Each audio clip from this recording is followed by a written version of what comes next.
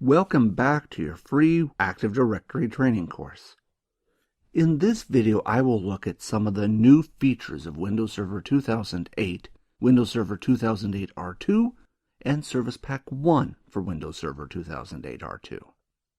In this training series and other free training series from us, you will notice that we commonly refer to Windows Server 2008 even when the course is designed around Windows Server 2008 R2. The reason for this is that if the feature exists in both operating systems, we simply state Windows Server 2008. If the feature only exists in R2 or with Service Pack 1, we will mention this. All the demonstrations for this course are done in Windows Server 2008 R2. If you are working with Windows Server 2008, the interface is very similar, if not the same, so you should be able to follow along. The first major feature of Windows Server 2008 over its predecessor is that Windows Server 2008 is very modular. This is done through the use of roles and features. Both are added through the Server Manager. Although at times there is an overlap between roles and features, think of a role as a major feature or change added to the operating system. A feature, on the other hand, is like a smaller add-on package added to the operating system.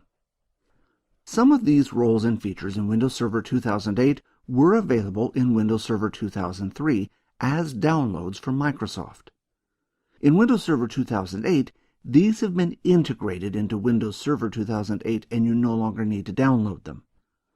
The modular nature of Windows Server 2008 makes it very easy to customize your server and change it when your needs change. Let's start by looking at some of the new features in Windows Server 2008, followed by R2, and finishing with the features that are in Service Pack 1. First, I will look at the Active Directory server features added with Windows Server 2008. Windows Server 2008 comes with Active Directory Certificate Services, formerly Certificate Services in Windows Server 2003. Certificates give you excellent security. With Windows Server 2008, certificates are more tightly bound with Active Directory, making it a lot easier to deploy certificates in your organization. Next, Windows Server 2008 comes with Active Directory Application Mode, or ADAM. This was previously an add-on in Windows Server 2003. With Windows Server 2008, it is included.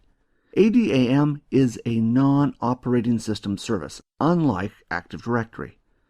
ADAM provides an application framework for applications to access the data in the Active Directory database. The next feature of Windows Server 2008 is Active Directory Federation Services. Federation services allow users in different organizations to easily share resources with each other.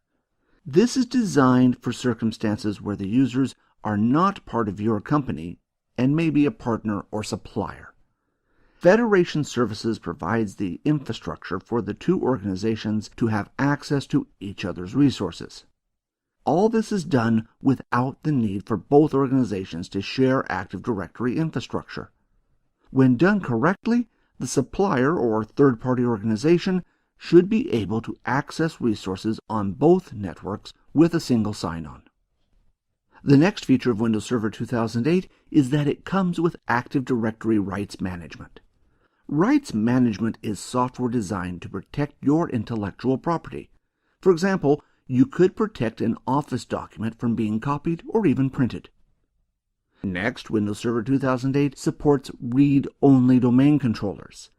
A domain controller is responsible for authenticating users and allowing them access to the network.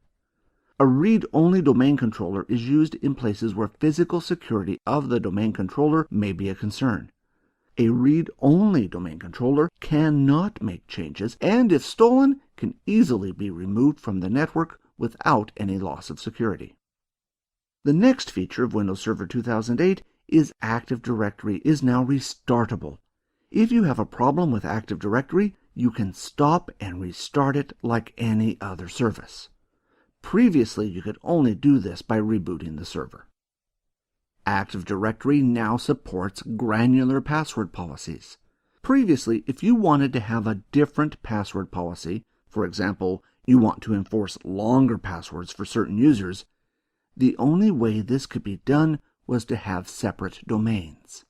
Now, with Active Directory granular passwords, you can create a completely different set of password policies for different users. With granular password policies, you no longer have to create separate domains in order to have separate password policies. Active Directory now also supports snapshots for the database itself. A snapshot allows you to take a record of what the database looks like at a particular point in time.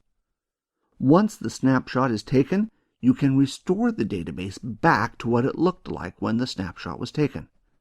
Snapshots make recovery of the Active Directory database a lot easier. That's it for Active Directory features in Windows Server 2008.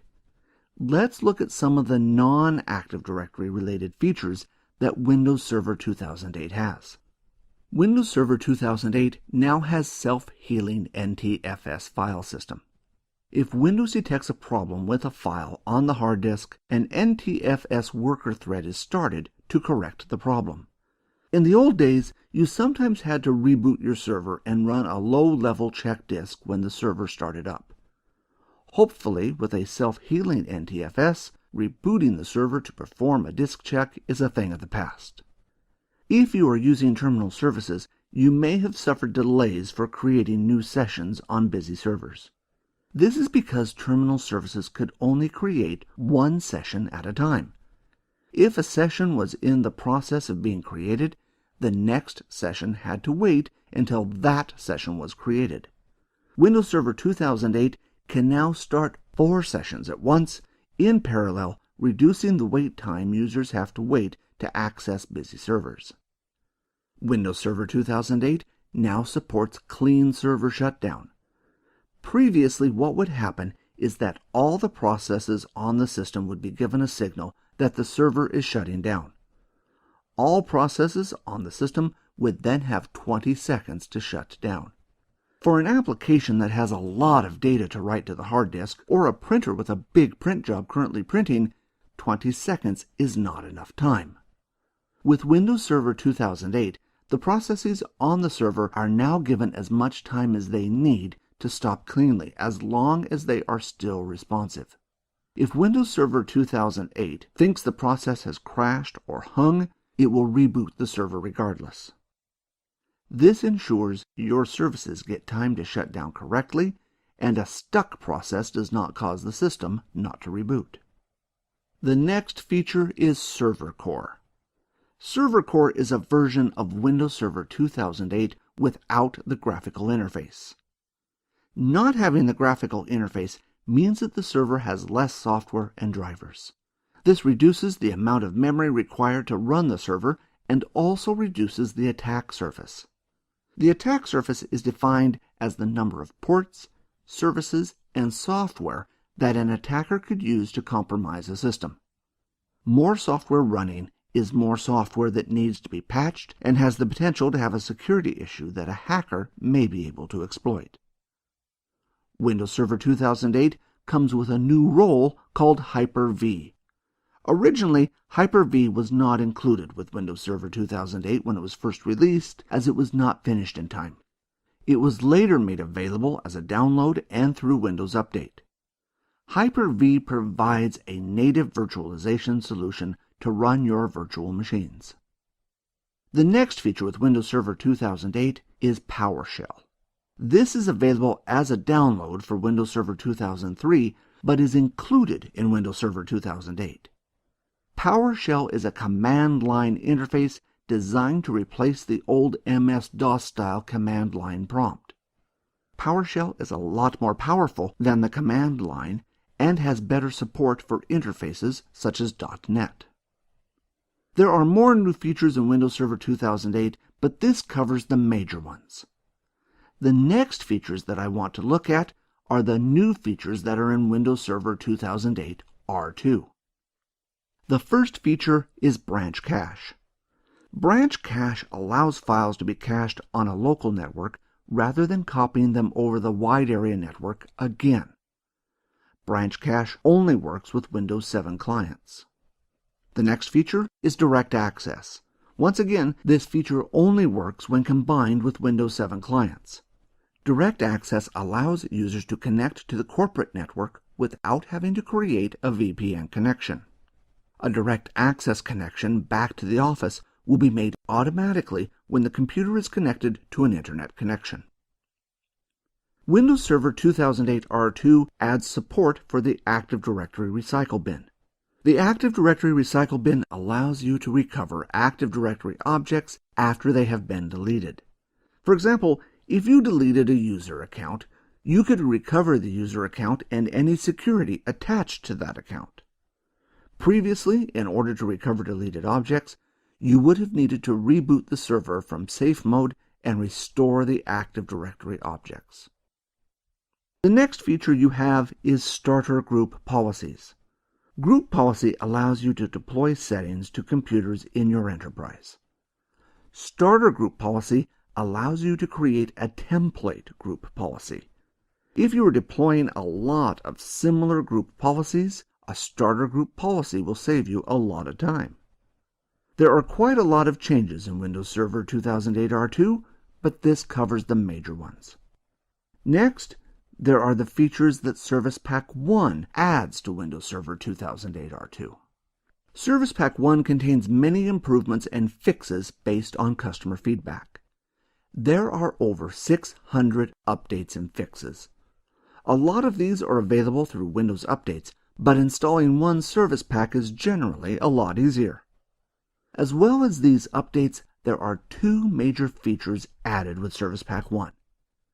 First, there is Dynamic Memory, a new feature for Hyper-V. Dynamic Memory allows you to set a minimum and maximum memory range for your virtual machines. Hyper-V will then change this value based on the demand on the system. For example, if one computer needs more RAM, then more RAM will be allocated to that virtual machine and less to the other.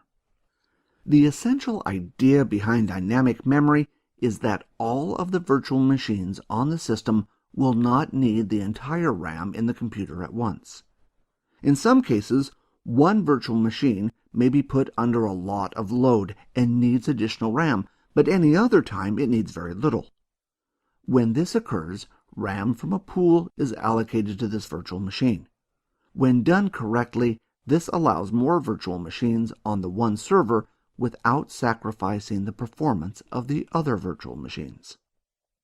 Before I start talking about the next feature, one thing I want to point out is that in Windows Server 2008 R2, Terminal Services changes its name to Remote Desktop.